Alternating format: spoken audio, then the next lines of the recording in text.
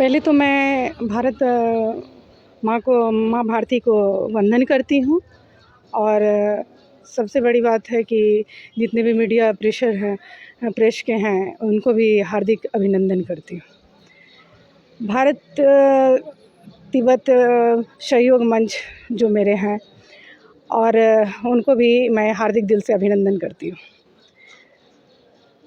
तिब्बत जो चीन के अंतर्गत है उसको आज़ाद करने के लिए मेरे सभी राज्य के कर्मठ कार्यकर्ता लगे हुए हैं। और ये जो कैलाश मानसरोवर है तिब्बत के अधीन है और बहुत ज़ोर शोर से वो प्रक्रिया चल रही है। उसके अंतर्गत बहुत सारे श्रृंखलाएँ जुड़ी हुई है, जैसे तवंग यात्रा हो और अनेकों से सारी यात्राएं हैं जो कि उसको मतलब विध्वंस करने के लिए लगे हुए हैं। और चीन से आज़ाद एकदम मतलब कहा जाए कि संतोषजनक है कि वह आज़ादी मुक्ति ही मिलेगी। लेकिन देखिए, मैं आपका वो प्रचार पत्र पढ़ रहा था, उस पर लिखा है कि जिस दिन चाइना की अर्थव्यवस्था डगमगाएगी उस दिन तिब्बत आज़ाद हो जाएगा। लेकिन उसके लिए तो हर एक शख्स को अपना पूरा 100% देना होगा, बहिष्कार करना होगा चाइनीज़ प्रोडक्ट्स का, तभी जाकर तो अर्थव्यवस्था डगमगाएगी।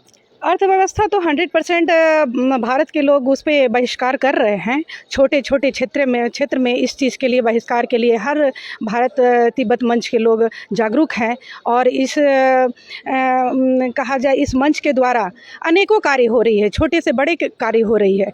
जब चीनी सामान का हम लोग बहिष्कार करेंगे, अर्थव्यवस्था डगमगाएगी, तो इसमें तो है ही 100% वो मुक्ति प्राप्त होगी ही। और थोड़ी और धर्म अध्यात्म की बातों को भी लिया जाए कि वहाँ ऋषि मुनि तपस्या करते, भारत के हर ऋषि मुनि के जागरण से भी ये तिब्बत का बहुत बड़ा सहयोग होगा हटाने के लिए, मुक्ति के लिए। और क्योंकि यह जो धर्म अध्यात्म है वो बहुत बड़ी कार्य करती है, जो सूक्ष्म जगत में आत्मबल मजबूत करती है। और वही जो अंतर का जो कहा जाए कि सूक्ष्म जगत का जो ताकत है, वही भारत को एक बहुत नव युग निर्माण में आगे लेके जाएगा। मानसरोवर की बात आती है तो भोलेनाथ का जिक्र होता है और कहते हैं कि एक वीडियो भी सोशल मीडिया पर वायरल हो रहा था कि अगर भारत को चढ़ाई करनी है चाइना पर तो सावन का महीना जो है वो चुना जाना चाहिए। सबसे पहले तो मैं देवों के देव अपने महादेव को नमन करता हूं। और जो आपने पूछा, देखिए, भारत तिब्बत सहयोग मंच का कार्य है तिब्बत की आज़ादी, मानसरोवर की मुक्ति और भारत की सुरक्षा। और चाइना को हम मार कैसे सकते हैं, उसकी विस्तारवादी नीति, उसका हमें दमन करना होगा और उसकी अर्थव्यवस्था बात नहीं है। लेकिन इस केंद्र में और हम देखेंगे हर प्रांत में ये राष्ट्रवादी सरकार जो आदरणीय केंद्र में प्रधानमंत्री जी नरेंद्र मोदी जी के नेतृत्व में कार्य कर रही है, आप ये देखेंगे आने वाले समय में हमारा कैलाश मानसरोवर पर भी कब्जा होगा और तिब्बत को भी हम आज़ाद करा पाएंगे। लेकिन ये सब संभव हो पाया है, सब कार्यकर्ता ईमानदारी से कार्य करेंगे। जो कार्य क्षेत्र उनको दिया गया है उसके लिए हम कार्य करते रहें। और क्योंकि चाइना की अर्थव्यवस्था को तोड़ना है, वोकल फॉर लोकल, उसका हमें ज़्यादा से ज़्यादा प्रचार करना पड़ेगा। आप लोग देखेंगे कि अभी चाहे वो होली और दिवाली हो, हमने उनका चाहे पटाखे हैं चाहे वो लड़ियां हैं, हमने बहिष्कार किया है। आने वाले समय में हम आदरणीय पूजनीय हमारे बाबूजी इंद्रेश जी को नमन करते हैं। 22 साल से उन्होंने इस मुहिम को चला रखा है। हमें भी एक गिलहरी के रूप में, एक समुद्र में बूंद के रूप में कार्य करने का मौका मिल रहा है। हरियाणा प्रांत का दायित्व है मेरे पास, एक कार्यकर्ता के रूप में मैं कार्य कर रहा हूँ। बड़ा उमंग और जोश है और हम अपनी आने वाली पीढ़ी को ये बता पाएंगे जैसे राम मंदिर का निर्माण इस राष्ट्रवादी सरकार के नेतृत्व में, आदरणीय सुप्रीम कोर्ट के नेतृत्व में हुआ है, ऐसे ही कैलाश मानसरोवर की यात्रा का विजन भी आने वाले समय में हर वो हिंदू पूरा कर पाएगा। और जैसे आदरणीय नितिन गडकरी जी ने कहा, हम बाई रोड हर उस हिंदू को जो वहाँ जाना चाहेगा तो वहाँ पहुँचाएंगे। तो ये सरकार का विज़न, एक दिन में सरकार का विज़न नहीं बनता है। बहुत उन्होंने मैनेज किया होगा। उन्होंने कहा -6 डिग्री सेल्सियस में हेलीकॉप्टर के द्वारा मशीनें पहुँचाकर वहाँ रोड का निर्माण किया जा रहा है। क्या इससे पहले ये सोच नहीं थी? हम ये देख रहे हैं कि आने वाली पीढ़ी याद रखेगी कि हमने भारत को भी आज़ाद किया, हमने अयोध्या में मंदिर का निर्माण भी किया और आने वाले समय में कैलाश मानसरोवर को भी मुक्त कराया जाए। ऐसा हो गया कि केंद्र में सरकार ही बदल गई तो क्या कीजिएगा? देखिए, आज वो हर हिंदू जाग चुका है।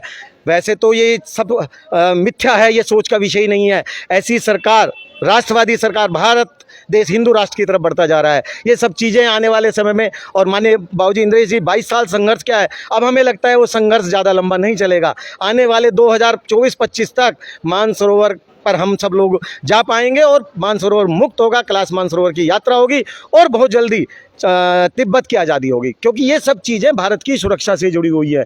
चाइना की निगाह कभी अरुणाचल पे रहती है, कभी सिक्किम पे रहती है। बहुत बड़ा विषय है, हर हिंदू को जागना होगा, हर उस राष्ट्रवादी को कार्य करना होगा और इस चाइना को तोड़ना है, इसकी अर्थव्यवस्था को बिल्कुल ख़त्म कर दो। हमें इसको धीरे धीरे, इसकी विस्तारवादी नीति है, इसको ख़त्म कर दो। कोई कुछ नहीं, अब इसको भी, चाइना को भी नज़र आने लगा है कि अब हमारी चलने वाली नहीं है। अब आने वाले समय में हर वो आदमी, हर वो हिंदुस्तानी जाग चुका है। तो आप देखेंगे ये सब चीज़ें, और सरकार तो आनी जानी चीज़ें हैं, राजनीतिक चीज़ें चलती रहती है। संगठन मजबूती के साथ खड़ा है आदरणीय पूजनीय इंद्रेश जी के नेतृत्व में, जहां 22 साल अगर इसमें समुद्र में बूंद की तरह कार्य किया है, तो आने वाले समय में सरकारें भी साथ होगी, प्रशासन भी साथ होगा, संगठन भी साथ होगा और कैलाश मानसरोवर पे हर हिंदू का कब्जा भी होगा, दर्शन भी होंगे और उसके लिए पूजनीय स्थान भी होगा। अर्थव्यवस्था डगमगानी है तो न सिर्फ हिंदू बल्कि मुसलमान, सिख, ईसाई, जैन, बौद्ध सबको लेकर साथ चलना पड़ेगा, तभी तो चाइना की अर्थव्यवस्था जो है वो डगमगाए। बिल्कुल, हम सब भारतवासी हैं और भारत की सुरक्षा प्रत्येक भारतवासी का दायित्व है।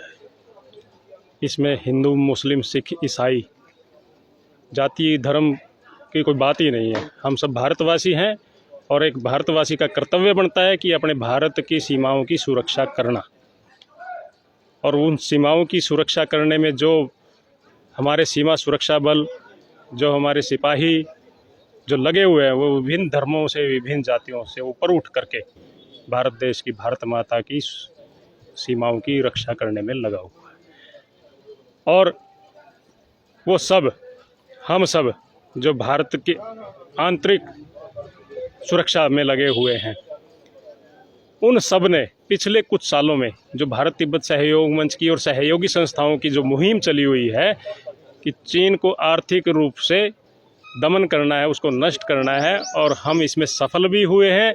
और इसमें आप सबका, सोशल मीडिया का और मीडिया के साथियों का बहुत सहयोग रहा है कि पिछले दिनों बहुत अच्छे तरीके से इसको प्रचारित और प्रसारित किया गया है और हर भारतवासी तक ये पहुंचा है कि दिवाली के ऊपर अब की बार चाइनीज़ लड़ियां और चाइनीज़ दीपक घरों में लटके हुए नहीं मिले हैं, और होली पर चाइनीज़ रंगों का प्रयोग अब की बार बिल्कुल भी नहीं हुआ है। क्या हो गया कि किसी 5% मार्केट शेयर उनका रह गया हो गया, 95% मार्केट शेयर उनका ख़त्म यहाँ से हो गया।